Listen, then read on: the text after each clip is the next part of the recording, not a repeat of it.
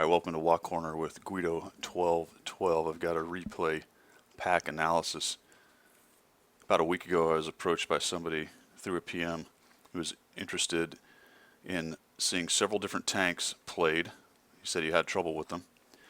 The IS-3, the IS-8, IS-7, actually T-10, IS-7, E-75, 110E5, and the T-57. So I said I would do that for him. And I started off with the IS-3. I made a video. I posted it for him. And then I decided, you know what I'm going to do? Since the first game in the IS-3 is the one I actually used, that one was a pretty decent game. So I was happy to use it. And I thought, I think people usually cherry pick on these things when they do analysis and try to help guys. What I'm going to do with the next 5 tanks is I'm going to play one game in each one. I'll take the recording and I'll do an analysis, good or bad, on each of those 5. And then just try to give him some pointers on those various tanks. So I've started here with the IS-8. I've already done the IS-3. I'll put these 5, the next 5, on this one recording. And we'll go through these. I'll analyze the play, talk about the tank a little bit, and see if we can't help out NiteDog with some of his heavy tank play. So here we are on Proc, 74% chance to win. Good team against a not great team. This is going to more or less be an easy win. We'll get that thing started and off to the races. Diamonds in the sky. What I'm going to do here is head up to the 5 line and try to control that spot. You will notice right away that they have no arty. We don't have any arty, so that's going to change a little bit of what I can do here. It's not going to change the position I'm going to, but it will change a little bit how I maneuver and how much I expose myself to being spotted. I like to go on this ridge here, especially when there is not any arty, because very often you will see the scouts troll along the edge of this ridge line. And if you sit here on this slightly high ground, sometimes you can get a free shot on them, hurt them, or take them out. Additionally, you can do the same thing from that side up by the road. Because there's no arty, I feel safe just sitting here. I should not have any kind of line of sight to me from anybody on their side, unless they're very high on the one line. And even then the draw distance should be too far. So I'm going to wait, see if I can get a free shot on a scout here. And then I'll move myself up to the 5-6 and try to control that line. There's a scout.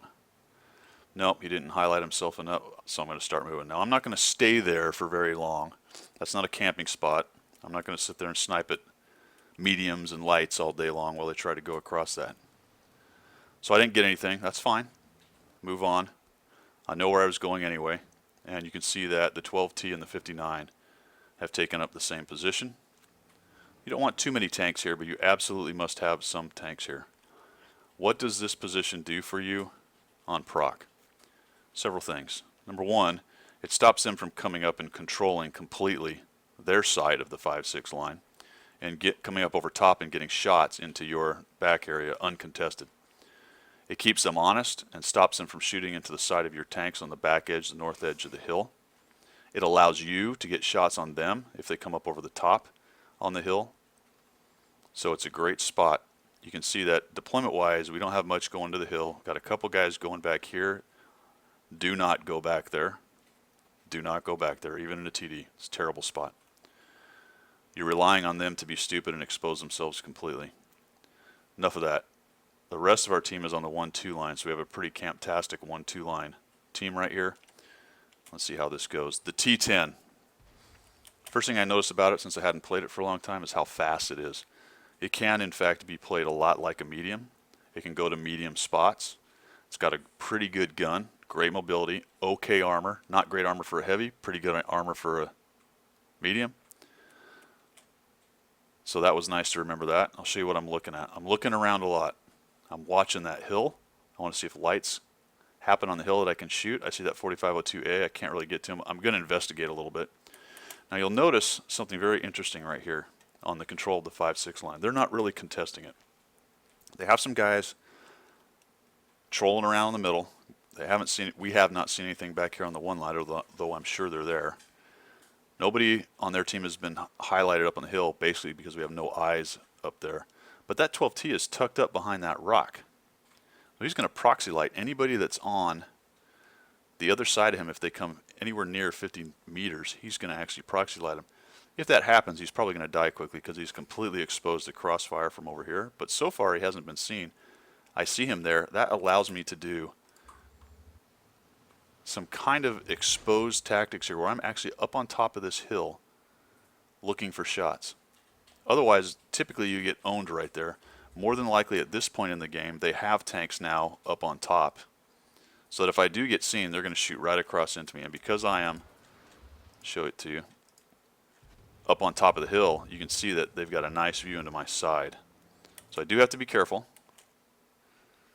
but that 12T has given me a lot of options. I'm going to see a 5120 here. I'll take a bad shot and miss him. I'm sort of moving my gun when I take the shot, trying to follow him. I don't know if that was a factor of too much coffee or not enough. It remains to be seen. Now I do something very, very silly here. I'm going to go up and over this track. One of the reasons I'm doing this is there's nobody here on the 5-6 line controlling. They don't seem to be lighting me from the middle. I haven't seen anything up top in greed. So as I'm coming down here to get the 4502, but you'll see I quickly get seen, and I'm going to take some aggro here. And I'm very lucky that they weren't particularly good either in tanks or shot, because I'm getting plinked and plinked. So I would not recommend this for NiteDog or anyone really to rely this much on a T10's armor. Getting very lucky right here. That's another mistake. You notice I just knocked down my cover. That was stopping people or helping stop people from shooting me from over here along the tracks. I just knocked it down and gave them a clear field of fire. As you can see, I'm missing. I'm using that building as much as I can right there. I do need to keep my turret towards them, as opposed to what I see a lot of people do. They're backing up. They want to look this way, so they'll just turn their mouse, but the turret will follow. If you're going to do this while you're backing up, you want to look behind you, lock your turret forward with the right mouse button, then turn your mouse and look where you're going. That way your turret doesn't turn around. I just take another hit. Now I'm taking hits, I don't know by what. Now there we go, there's that Panzer. Indian's been shooting at me, and I'm headed forward. I had two options right there: continue to back over the hill or kind of move forward. The reason I move forward is you can see we've actually pushed through here. There isn't anybody over here, or they're dead. Combination of the two.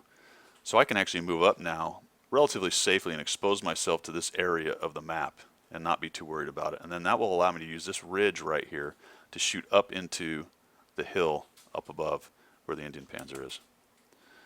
So I'll take some looks here, show you what I'm doing. Get a shot on him. Oh, hey, look, there's a 251 AFK. The reason I moved forward is so I can get in there and aim at him and not get shot by the guys up on the hill. And actually he ends up dying before I can do anything. And now the Patton's getting owned. Now if I had that to do again, I would not have gone down and tried to farm the 251. He was clearly going to be taken out by all those guys. I'd have stayed up here shooting and helping this Patton, because more than likely I'd have got more damage out of it, for one. And I may have helped him survive this thing. Right now I'm working on this T30. Nope, he's gone. If I'd have reloaded slightly faster, I would have shot into that blindly. I think you're going to see an example of that happen in here pretty soon. Shot on him, tracked him. And I get to just sit here, right? I don't have to move. There's nobody spotting me. You can now see the team has folded over on, and the roll is on. That guy's just sitting there. Oh, I'll switch. There we go. Now, one of the reasons I switched is it's a bigger tank, tier 9, more important. And he gave me the full broadside. If I tried to sneak a shot into the IS-6, then it's possible that I'd have had a weird, funky angle, maybe hit the front of the IS-6 and bounced.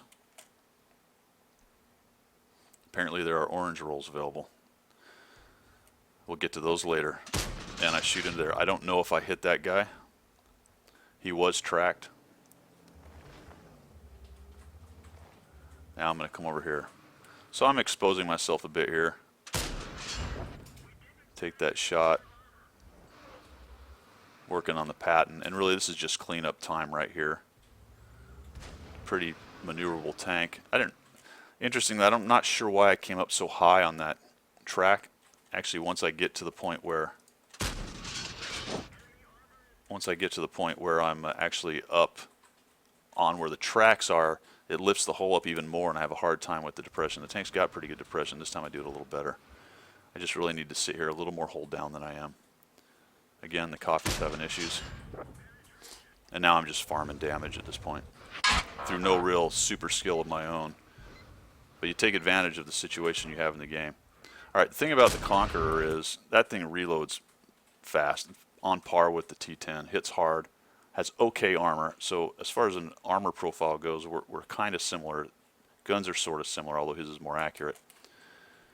But I am exposing my lower plate right there to him, and he's taking full advantage of that.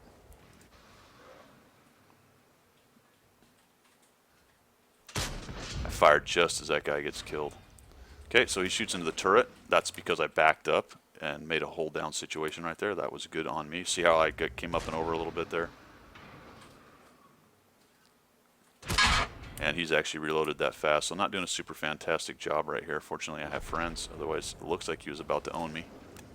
And that's the end of that battle. So that's pretty standard proc, pretty typical of how you win it. You control the 5-6. The 1-2 line push lives, gets a crossfire, sweeps out the rest of the enemy from the southern part of the map, the southwestern and southern part of the map.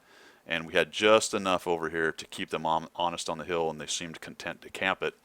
We'd had more trouble had that force actually pushed down and cleaned up our guys here. But pretty classic, and there you go. NiteDog T10 play on proc. See you in the next video.